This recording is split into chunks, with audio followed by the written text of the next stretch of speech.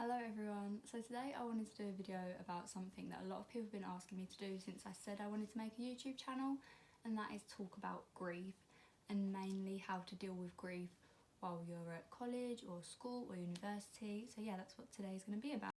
I don't really know how the structure of this is going to work. I'm going to try and explain what happened to me, then talk about how I coped with it, and then maybe give some tips. I don't know, it's probably going to be a bit ranty. I'm going to go off on all sorts of topics, but we'll get there in the end. So what I want to do first of all is just explain what happened to me in case you aren't aware. So in 2017, when I was 17, my dad passed away. He was 57 at the time and he'd been in hospital for around 2 months, I'd say. I think he went in the May and he died in the July. So yeah, not very long at all. 2 months sounds like a long time, but it's not really that long when you're back and forward up the hospital all the time. So during the time my dad went into hospital was just coming up to the end of my first year at college. I was doing my A-levels and he actually died a couple of months before I was due to start my second year. When he went into hospital, the doctors told me and my mum that there was only a 20% chance of him making it out alive, pretty much. And when you're told them kind of figures, you instantly think, oh, okay, that's a big number. 20% is quite a big number, but realistically it's not. So when someone dies, we typically go through 5 stages of grief. They're not in order, they can be literally any type of order, and they can also happen before the person's actually died. So they are denial, anger, depression, bargaining and acceptance. I will talk about them a little bit more later on, but I just wanted to say when he went into hospital I started experiencing the stage of denial and also bargaining. So bargaining is basically when you start to think like, oh, what if I'd got help sooner, what if, you know, I'd been there a bit more. So it's them kind of questions, thinking what you could have done.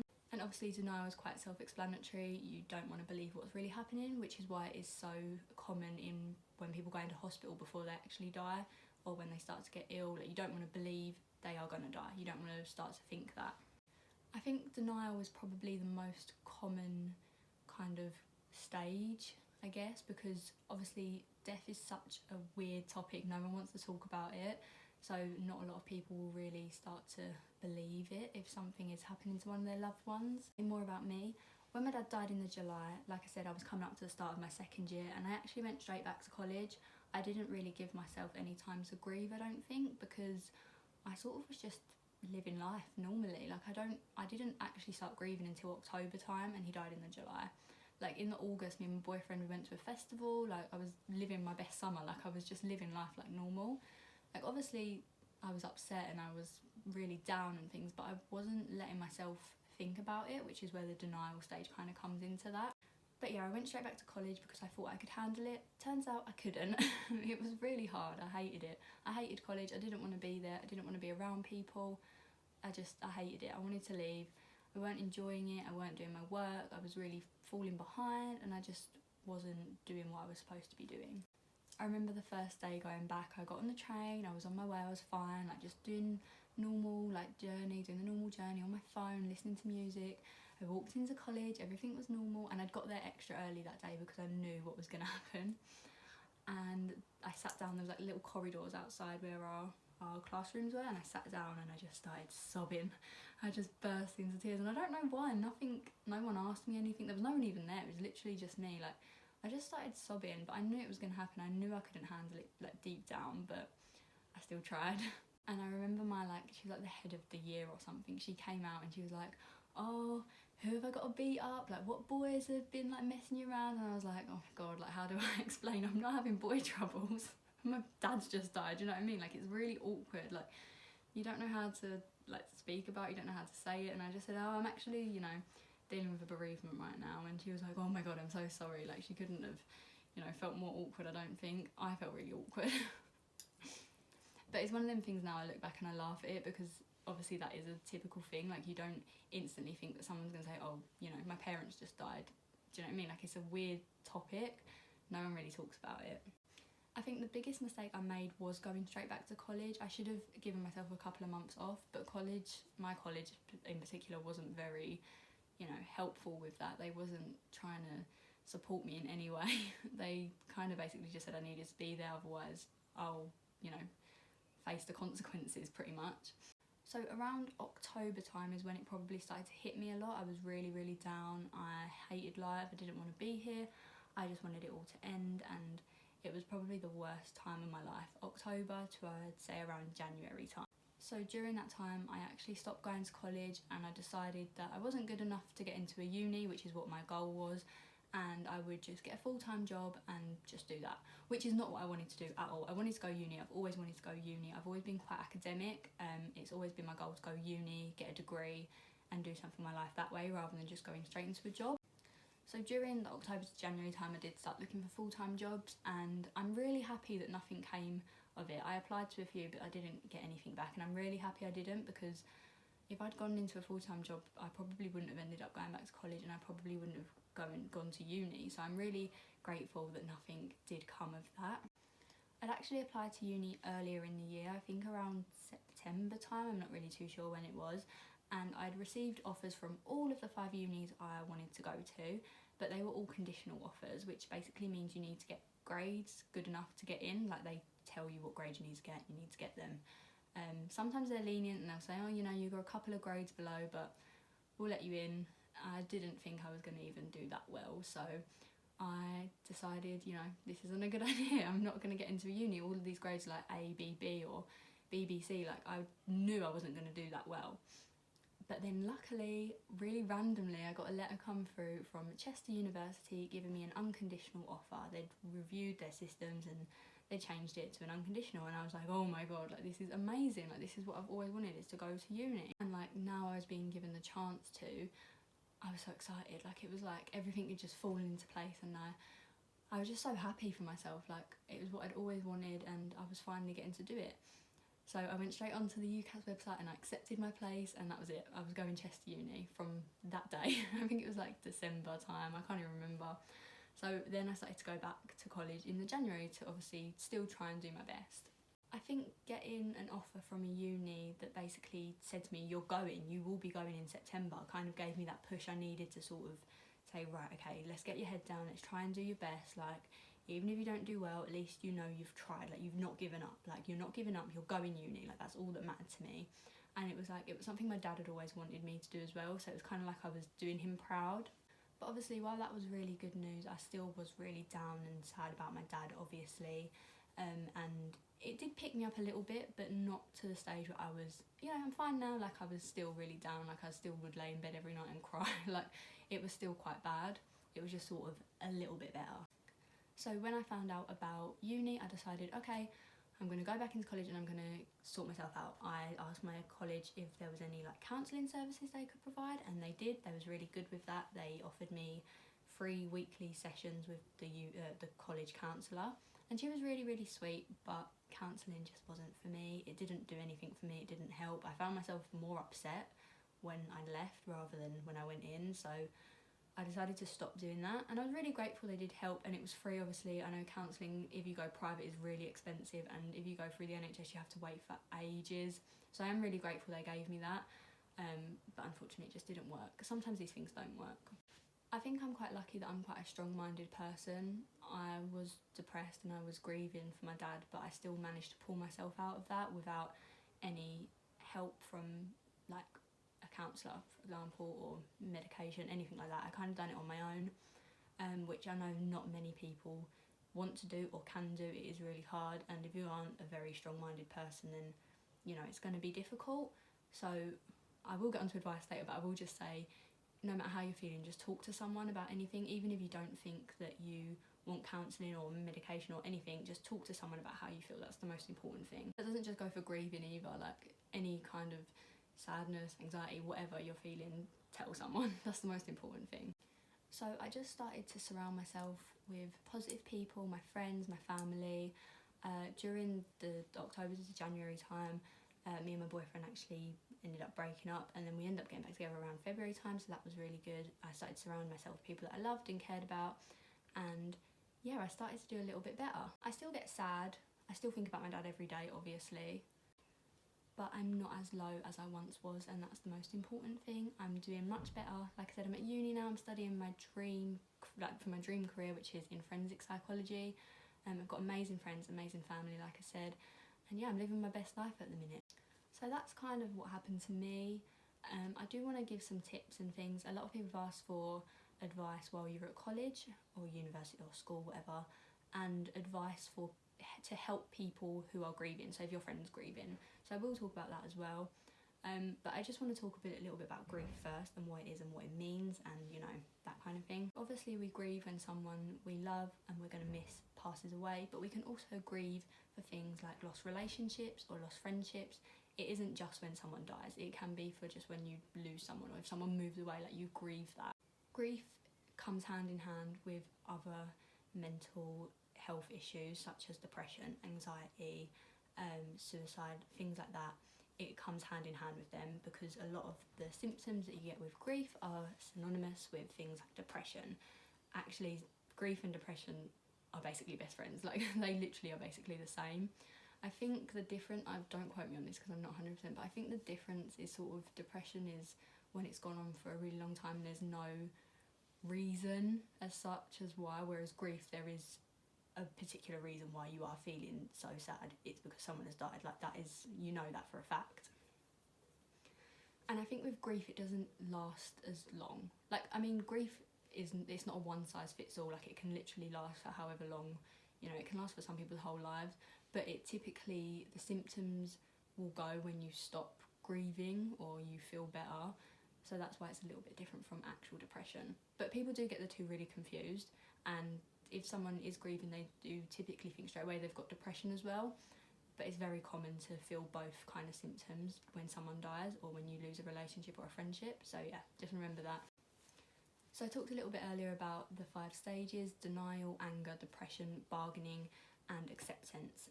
So I'm just talk a little bit about each of them for a sec. So denial obviously is when you don't want to believe it's happening, or you don't want to believe they've actually died or passed away. Anger is when you start to take it out on friends and family or people around you. I did that a lot, like I pushed everyone away, which is probably the worst thing you can do, because you just need to be around people that you care about and that make you feel better. So as hard as it is, try not to do that. But yeah, anger is a big one. Like I would feel angry over the slightest little things. Like I'd drop something and I'd be like, oh, for God's sake, like I'd just kick off. Like it's so weird, like I get angry at nothing, and I'm not a really angry person. My family might disagree with that. But like typically I'm quite calm and whatever, but I was getting really angry about really silly things. But it is all part of it. Depression, pretty self-explanatory, is when you get really low and sad. You may feel suicidal, you may feel like you want to self-harm, things like that. So that's depression. And then acceptance, finally, is when you accept the death, you understand what happened, and you can start to move on with your life, which is the best stage I've found, obviously. I feel like I'm in that stage now, and acceptance will obviously go on for the rest of your life. Once you've done that, you will accept it. But there obviously is times when, I remember speaking to my counsellor when I was at college. Her mum had died when she was younger, and she was fine. She accepted it, she'd gone through all of the stages, and then one day she looks at a picture of her mum and she just went straight back to square one. She was like depressed, she was sad, she was angry. So it's really weird. Like I said, grief isn't a one size fits all. It will be different for everyone. Some people won't even experience any of the stages, some people experience them all. I feel like I experienced them all. I don't really know, because you don't really think it. You don't think, oh, okay, this is stage 1, I'm denying it. Like, you don't think like that, but when you look back at it, you do. Yeah, that's kind of what grief is, and you know, my interpretation of it. So I'm just going to give some tips on what you can do if you are grieving, or if someone you love or like or whatever is poorly and in hospital or anything like that. So like I said before, my most important tip would be to talk to someone. Talk to anyone, it doesn't matter who it is. Like literally just speak to someone. And if you haven't got friends or family or neighbours, whatever you can speak to, call a hotline. I'm going to leave some numbers and websites in the description that you can go to talk to someone. There's so many out there that you can call, and the suicide hotline's really good, and Samaritans is really good as well. So yeah, I'll leave some in the description that you can click on. Even if you don't feel suicidal or depressed, it's important to talk, because it does feel like a bit of a release, like it's cathartic, do you know what I mean? Like you feel like you're letting all of that emotion out there. So yeah, I think it is important to talk no matter how you're feeling. Like even if you feel fine, just talk to someone. I was really like against talking to people. Like my mum would be like, are you okay, do you want to talk about things? I'd be like, nope, go away, I'm fine, like I just want to sit in my room. Where in reality I was like, oh my god, I do want to talk, but I just didn't know what to say. Like you don't really understand what to say. But I found a good thing to talk about is your memories with that person and good times, so that helped me a lot. My second tip would be don't dwell on the past if you can. I know it is hard to, but don't think about what you could have done to help that person or what you wish could have been done to help that person. Unfortunately, death will happen to all of us at some point. It's one of them things, and we've just got to accept that and think, right, okay, when it's time, it's time. There's nothing we can really do to change that. That's a big thing, I think, was feeling guilty and things that you could have done more. Don't feel like that. That will just be worse on yourself. Like, I know it's hard to not feel guilty, but you've got to do what's best for you, and trying to understand that, you know, these things happen, like it's a normal part of life, is so important. I'm at uni now and I haven't actually spoken to anyone about losing my dad because I have been doing okay. I haven't needed, you know, to tell anyone, but I do think it's important to tell people when you start a new job or, you know, college or uni or school. It is important to tell someone at least, just so they're aware, because obviously there is some days where I wake up and I don't want to go out and I just want to lay in bed and I don't want to think about uni. It's normal, so it is important that they are aware of that for a little bit of context if you ever did need time off. But like I said, I didn't tell anyone because I did feel like I was doing okay. But then a couple of weeks ago, over the Easter break, my nan passed away, which was my dad's mum.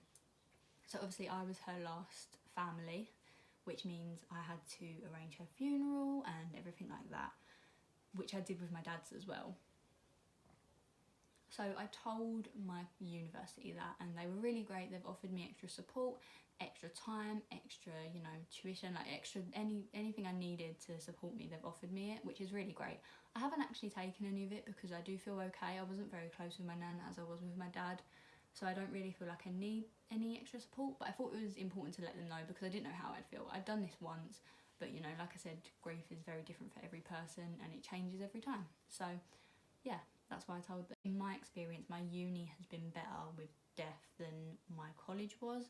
They offered me good counselling at college, but I don't think they really done much other than that. They kind of wanted me to just go back to college. They didn't really want me to have any time off. So yeah, they weren't very supportive. My tutors were quite supportive, especially one of them, Gary, my favourite. He was really supportive, but the rest weren't.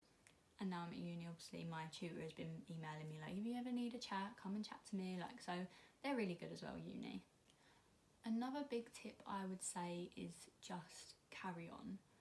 You know, that sounds really ridiculous, but just carry on with life. Just try your hardest to get out of bed each day, but some days just lay in bed and sleep. Just don't think about life, just stop and just chill. There's no harm in that. Just take as much time as you need to live your life as normally as you can. That is so important, to not get out of your routine, because you will, once you fall out of a routine, you will just get sucked into it and you won't be able to get back into that routine. So I think it's important to just live your life. Like, live your life. Go out with your friends, go out with your family, talk to people, do things. Don't feel guilty for going about your normal life, because you should be grieving and you should be upset and you should be thinking about who you've lost. No, live your life. Whoever you've lost would want you to do that. They wouldn't want you to lay in bed and wallow about and, you know, be really upset all the time, which is fine. You can do that if that's how you feel better, but it is important to live your life, I think, anyway. I think it's a good distraction if you're still doing things that you would normally do and you're not thinking about it. Like, I would still go out with my friends and things, and then I would come home and get in bed and then have a good cry and, you know, release all that emotion, which I've obviously worked for me, but again, it doesn't work for everyone, so be mindful of that. I don't really have much else to say about how to deal with grief. Like I said, everything is pretty much just comes down to one thing, and that's to talk to people and, you know, just understand that no matter how you're grieving, that's fine. You can do what you want. Don't overthink it, don't worry about it. If you feel better stuffing your face with chocolate all day, perfect. If you feel better laying in bed all day, perfect. If you feel better going for a run and doing activities and going out and doing normal things, perfect. It's completely down to you. Don't let anyone tell you how you should or shouldn't grieve. That's the most important thing. And just talk to people. Talk to someone about how you feel, even if you're fine. That's the most important thing. Some people ask me how to support a friend who's grieving, which I think is really important. especially when you're young. Like, I was 17 at the time, I'm now 19. Some of my friends have experienced the same thing and have had their parents or siblings or someone close to them die, but most of them hadn't. Being 17 or however old isn't a common age to lose your parents, really. Like, you'd think you'd be like a lot older than this. So people don't really know how to react to it. So I do think it's important for friends and family to understand how to talk to someone who has just lost someone. But if your friend has just lost someone, regardless of who it is, sibling, parent, friend, whatever, speak to them, speak out to them, contact them, ask them how they're doing, ask them if they need any help, and just be persistent. Like, you'll get it where they'll probably be like, no, I don't want to talk to you, leave them. But then the next day ask them, how are you doing today? Until you think they're doing better. Or just, if they don't want to talk to you, that's fine. If they want you to leave them alone for a few days, that's fine. But just, it's important to know that you've got someone there. Like, it's important for them to know that they've got you as a shoulder to cry on, kind of thing. Because I don't know about other people, but I found like I was a burden to my friends, which is why none of them were messaging me all the time. But in actual fact, it was because I was saying, go away, go away, go away. So yeah, it's a hard one, but I do think it's important just to show them that you're there, and just, if you need anything, don't feel like a burden. You can talk to me, like, that's really important. But people will still just ignore you and be like, no, I'm not messaging them. I don't want them to think I'm just messaging them or talking to them because I'm sad. So I think what I needed is someone to message me and be like, or talk to me and say, you're doing really well, I'm really proud of you, like, keep going, and I'm here if you need me. And then in a couple of days be like, so how are you doing today? Do you need to talk about things? Kind of like that. I think that's quite important. Just be consistent with them. Don't feel awkward to talk about it, just talk about it. Or don't have to talk about the death, just talk about how they're feeling, or, oh, what have you done today? Or do you want to go out and get some food or something like that? But again, a big part of helping someone who's just lost someone is don't force them to do anything they don't want to do. If someone wants to lay in bed all day and be sad, they will. Leave them. It will make them feel better if they're just doing what they want to. If you drag them out and say, no, come on, we need to cheer you up, you're coming out with us, you're probably going to make it worse. You just need to leave them to do what they want to do. And obviously just be there to support. So I think I kind of picture it as like, if my friend had lost someone and they wanted to sleep all day, I'd be like, okay, just know when you wake up, you'll have a message from me, kind of like that. And then be like, oh, by the way, if you ever want to go out and do something, let me know, like, I'm here for you, kind of like that. But obviously everyone's very different, so you don't know how someone is going to react, especially if it's sudden or shocks them a little bit, they haven't had much time to prepare for it. Yeah, you don't know how they're going to deal with it. I've realised everything I'm saying is probably quite contradicting, but that's what grief is. Like, there's no set rule for how to grieve, so it's kind of hard, but these are just how I personally feel. Obviously this video is very hard for me to film. It was 2 years ago that my dad died now, which sounds like a long time, but it's not. I am still grieving. I am still coming to terms with the fact that I'm not going to see my dad again, and that's a hard thing to deal with, especially at a young age. I do personally think I've done quite well given the circumstances, so that's why I think it's important for me to talk about things so I can help other people, because I don't want anyone to feel how I felt during that time where I was really down. It's awful. It only probably lasted about 6 months, but it felt like an eternity. It was awful. So yeah, I wouldn't want anyone to feel like that. So yeah, this is why it's important for me to do a video like this, no matter how hard it is and how many times I've had to stop filming and restart because I've got upset and things. I want to end on something a little bit weird. Even if you or someone you know isn't grieving, talk about death with anyone. Talk about it with your family and talk about it with your friends. Death is real and it's going to happen to all of us at some point. That's how the world works, and it's kind of scary and kind of weird. You don't want to talk about death, it sounds quite morbid. But I do think it's really important because that way you can kind of prepare yourself for things and you understand what death is and what comes with it and things like that. I think that's quite important. I personally don't think there's enough support for young people who have lost someone, in particular parents, because it is quite a niche market, I guess. Not a lot of young people really do lose their parents at a young age, where they're still at the age where they're deciding what they want to do with life.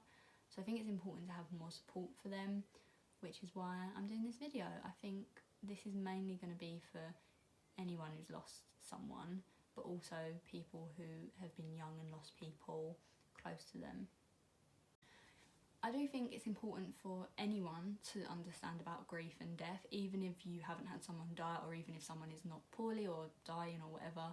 I think it's important to understand what grief is and how you can cope with it, because it does feel so lonely. Grief is a very lonely road. Like, you do feel on your own, and most of the time you won't be on your own. You'll have family and friends, but it really does feel like you're completely on your own, like you've just been dumped somewhere and just left to figure it out on your own.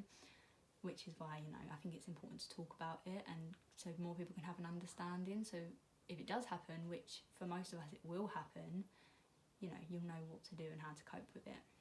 I just want to say thank you so much for listening. If you have watched all the way through, I do appreciate it. This is obviously a really hard video for me to film, but I think it's important, so I'm glad I've done it.